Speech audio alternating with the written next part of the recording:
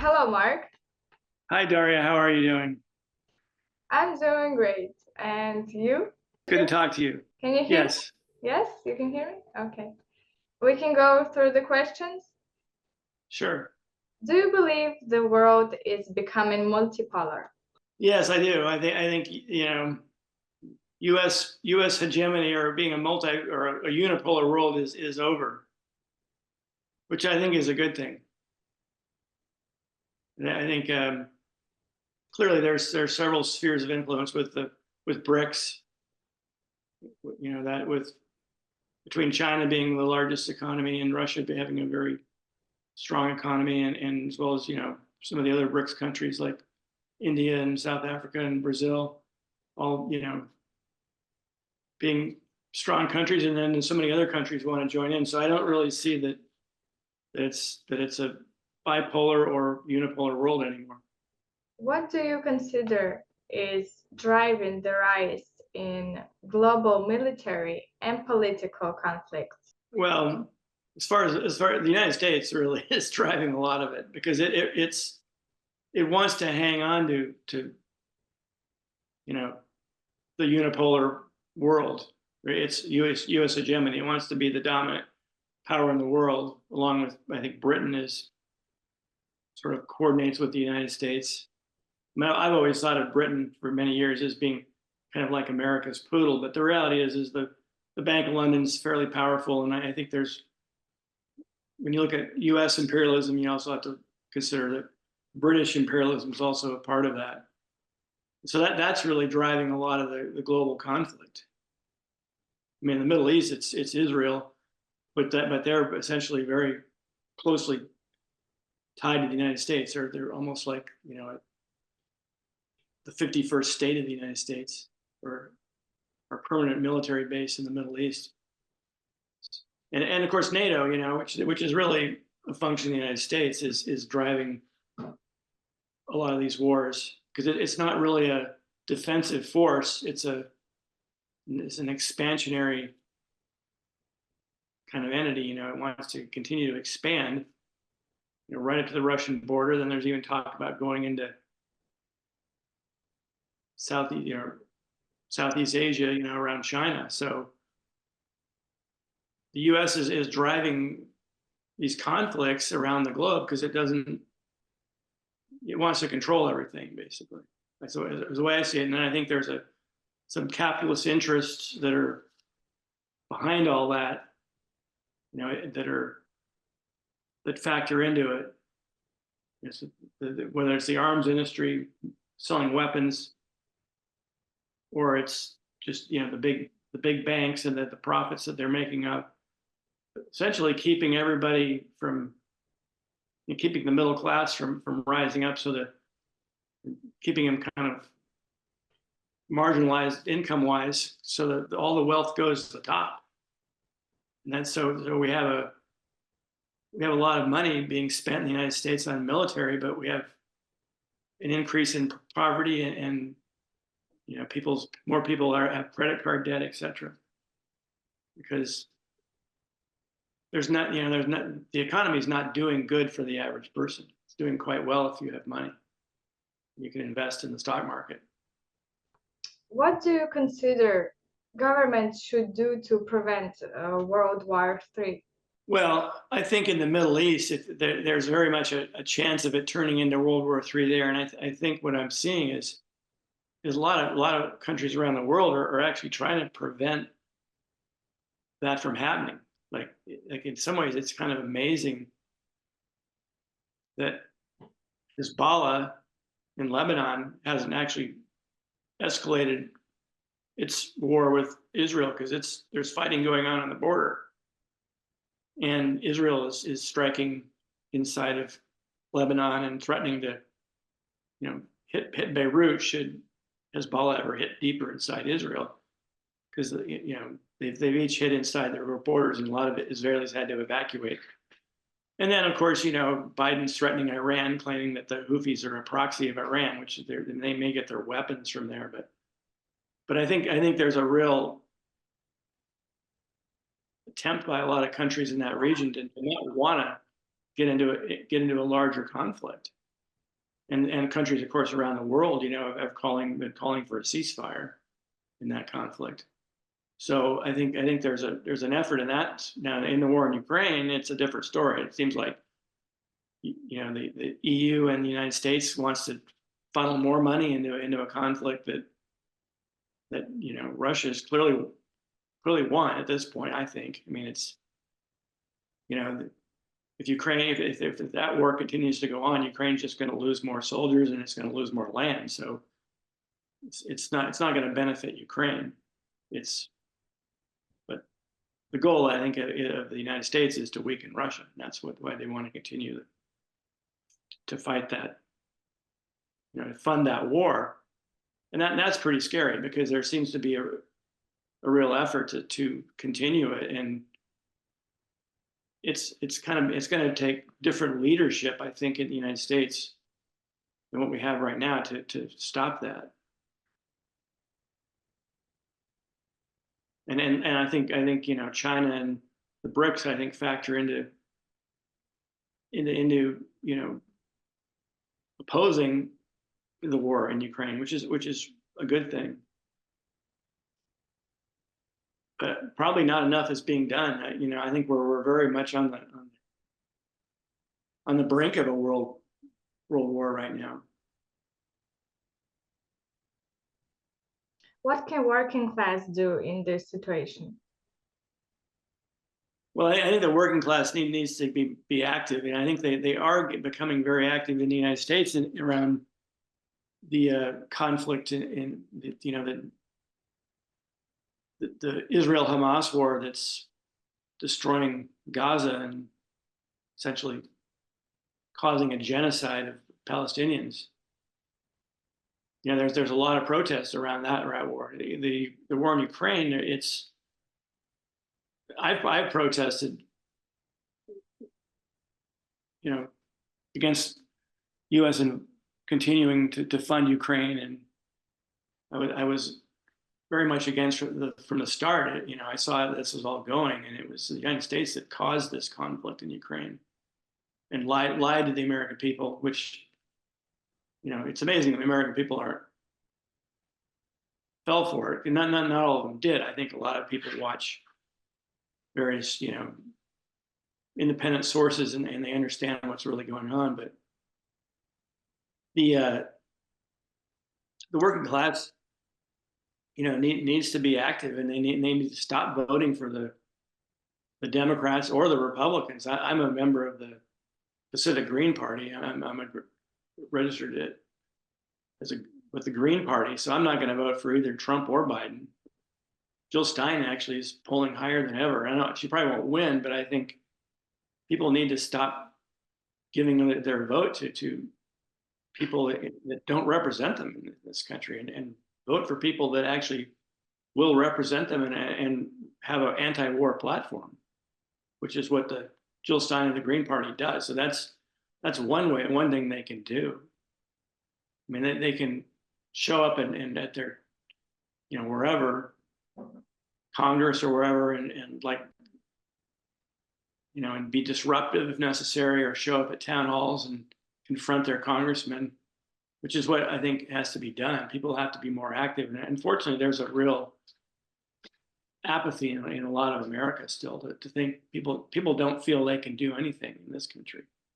When I look at, what's going on in the UK around the war in Gaza, there's 1.5 million people out in the streets protesting, which is amazing. And that's kind of a sign that people are waking up, and they're going, well, what's this all about? Why does this have to continue? So I think there is a anti-war movement that's starting to cultivate. What's your opinion about freedom of speech in your country? Well, freedom of speech in the United States is it's the First Amendment of the Constitution. So it's enshrined in our founding documents, this country. But it's definitely under attack. I don't know if you've heard of the Uhuru movement, or this case against the the Department of Justice and their charges against the Uhuru Three, the African People's Socialist Party, where they're being charged with acting as unregistered foreign agents and spreading Russian propaganda because they went to a conference in Russia and they came back to the United States and somehow had some influence in some really tiny election in Florida, but which I don't think it was significant at all. But it was, it's not illegal to spread, for a citizen to spread what might be considered propaganda, Russian propaganda or any other country's propaganda. I mean, that's if that's your opinion, whether it's factual or not, and the First Amendment allows you to say that. But what they're clearly, and there's an attack on them because they're black and they're for African people's rights and against a system that has oppressed black people around the world for centuries, really. Colonialism, a colonial system, and they're against that, and they have their own Black Star Industries, very interesting group. I should send you the links to that. Maybe you might want to interview them because they're being charged. They could actually go to jail for this bogus charge. And then of course, there's social media, as we find out, was taking down posts on Twitter years ago. It started in 2016 after Trump got elected, claiming that they were Russian propaganda. Like they basically canceled, I think, RT's Twitter account and Sputnik's Twitter account, and then there was all these other accounts. Some of them were Russian citizens that weren't even involved in politics, but their accounts taken down. And then there was people that were not Russian at all, but just had certain views that were canceled as well. And then there was this ridiculous thing about there being Russian bots, like Russian robots that were putting stuff on Twitter. But it turned out that Twitter looked into it and it was all organically grown. It was all Americans. But yeah, so it was and it wasn't the Twitter or these social media companies, which a lot of people thought, which are private companies, that were taking this stuff down. They were doing it under the orders of the FBI or the Department of Justice or the Biden administration, or on COVID with the under the CDC, for example. Anything that went against the COVID narrative as far as vaccines, they were taking that down. So there's been an assault on freedom of speech, and we're also seeing it with these demonstrations around Free Palestine, because there's a lot of students on campuses. There's all around the country that are actively involved. Many of them are even involved with groups like the Jewish Voice for Peace. So it's not, our Congress tries to say these are anti-Semitic protests, and people are supporting Hamas, which is not really true. I mean, to the extent that people want to see a ceasefire and they want to see an end to the conflict, but it's really about stifling speech is why this is happening. Because Congress has passed this resolution condemning the student activists and these protests on campus, and a lot of universities suspended students and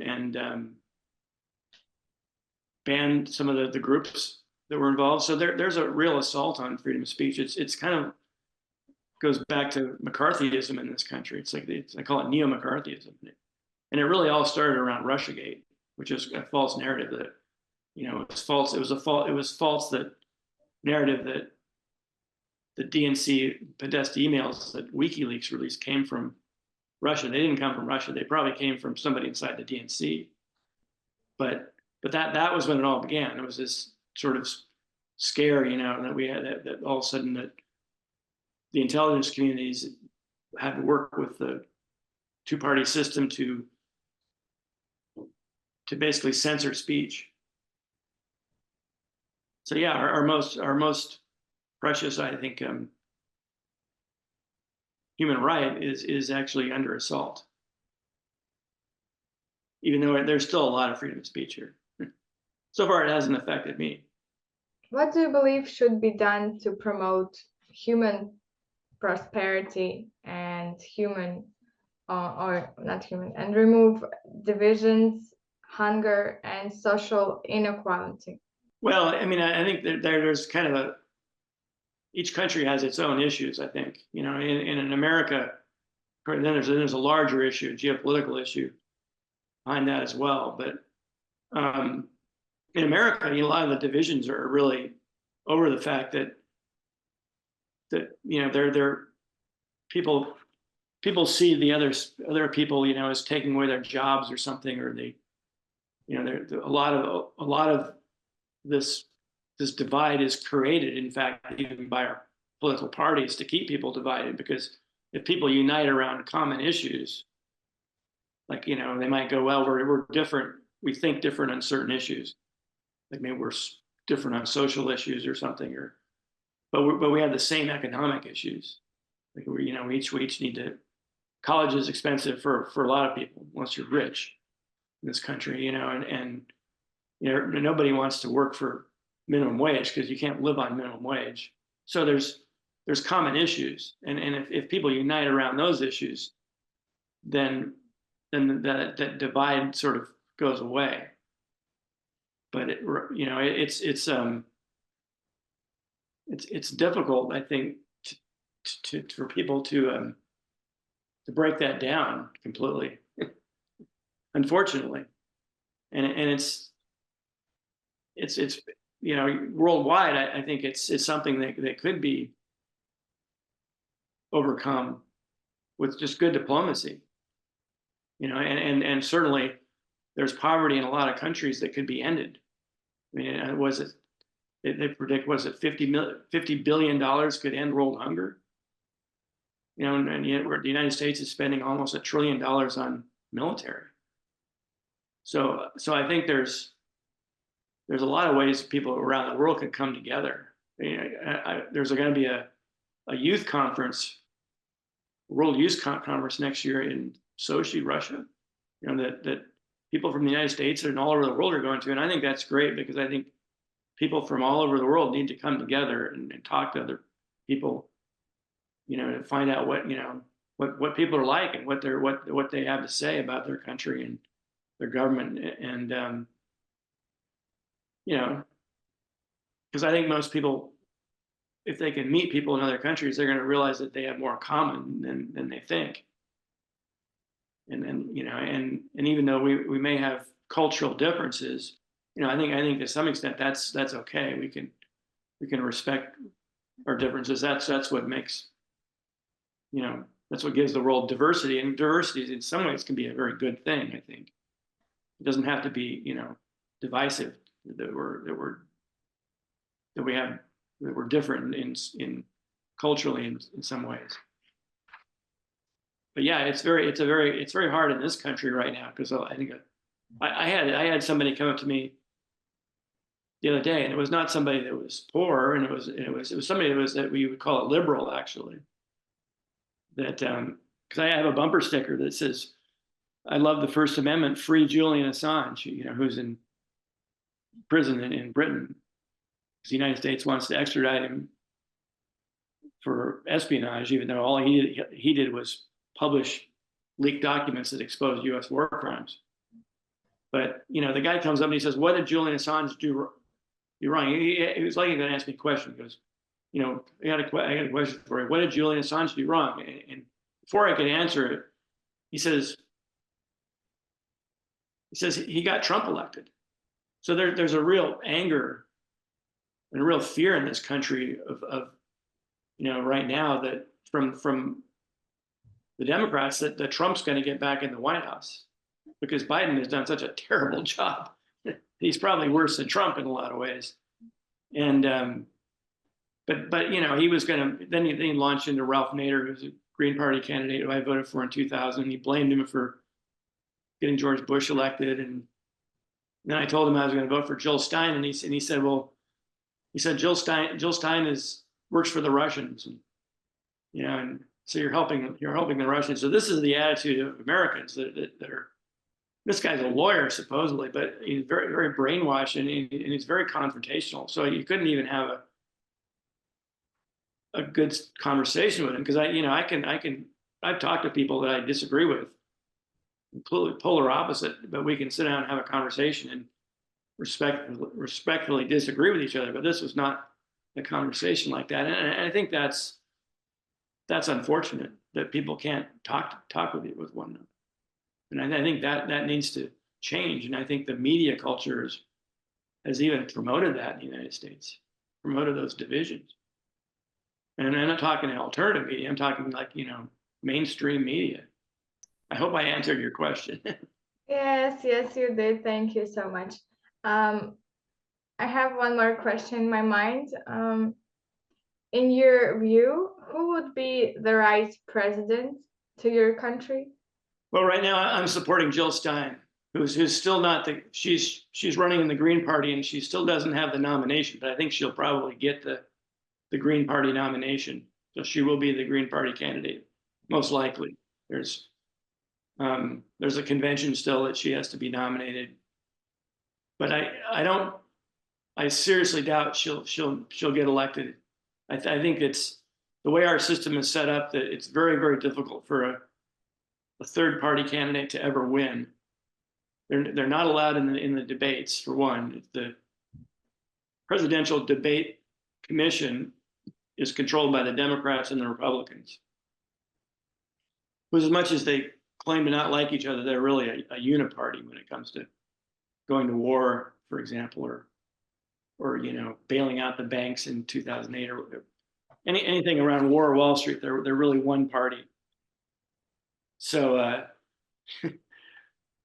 and I was very hopeful for Robert F. Kennedy Jr. At first, I really wanted to support him actually until he started talking about Israel the way he did, and he was very much he was saying things that just were factually incorrect, and we don't need another. We have our whole Congress is bought by, not our whole Congress, but a lot of it is bought by AIPAC, the American Israeli Public Affairs Committee, which is the Israeli lobby, and so they're beholden to foreign power essentially. If it was any other country in the world, that it wouldn't even be allowed, because a lot of these people take a pledge. A lot of our congressmen will take a pledge to support Israel, which is, they're supporting a foreign government. They're supposed to be supporting the people of the United States in upholding the Constitution. If they did that to any country, even our neighbors, Mexico or Canada, for example, that wouldn't be tolerated. But so Israel, it's okay to be loyal to Israel, and unfortunately, that's what Robert Kennedy Jr. is just another puppet for the Israeli lobby. So I can't really support him. So it's a difficult time right now because it looks like, we've got two very terrible candidates right now in the United States. Biden's worse just because of the genocide and as well as the war in Ukraine that was unnecessary. But I think Trump's pretty bad too. I'm not a fan of Donald Trump at all, and I can go into that all day. But so there really isn't an ideal candidate, and I don't think it's. People think that the president in this country is really what's controlling it. And I'm not even sure that's true. I mean, if you go back to when John F. Kennedy was assassinated in 1963, RFK Jr.'s uncle, it was very clear why he was assassinated. He opposed. He was going to pull the U.S. troops out of Vietnam. He opposed getting into a war with Cuba. He refused to attack Cuba, which is what the CIA wanted him to do, and he also made detente with the Soviet Union. I mean, he cut a deal with the Soviet Union to end the Cuban Missile Crisis. So we didn't. Kennedy was not going to allow the Soviets to keep their missiles in Cuba, which was theirs. Really there to defend Cuba from the United States attacking it. But he managed to get the Soviets to remove their missiles from Cuba with the promise, publicly, with the promise that the United States would not invade Cuba, but privately, because he didn't tell us, the American people, Kennedy didn't mention this, we removed our Jupiter missiles out of Turkey, which could have hit the Soviet Union. So there was actual, real diplomacy being done back then, which is not being done now. But he was assassinated, and it's very clear why he was assassinated. He was assassinated because he didn't bow to the power structure, the unelected power structure that's there, the military-industrial complex, and what we call the deep state, which is the CIA and the FBI. So I don't know that the president really controls everything anyway. So that's kind of the problem with our country is how do you become a real democracy again? Because it was if you look at American history, the founding fathers of this country, they were against the idea of ever becoming an empire, and that's what the United States has become. They warned against it. They said if the United States becomes an empire, it will no longer be a democracy. It will become a surveillance state. And in order to maintain that empire power, so what's happened in this country really goes against the vision of the founding fathers. And it's unfortunate because I think, there's a lot of good people in America and it's a good country. I love this country. It's a beautiful place. There's a lot of beautiful places to see in America. And I like being in the outdoors a lot. So I'm a rock climber actually. So I love being outside. I have my whole life. And this is a fantastic country. And it's a great country in a lot of ways. But unfortunately, it's deteriorating because we spend too much money on military, not enough on infrastructure and healthcare and education and taking care of homeless people. We've got expanding homeless population now in the United States. 50% of people in the United States have trouble paying their rent. So we've got a lot to work on. Thank you for carving out time for this discussion. It was nice to talk to you. And well, thank you. It was nice to talk to you. Good luck with what you're doing. And thank you for what you're doing. thank you. All right. Good night. Good night. To world peace. Yes, the world peace.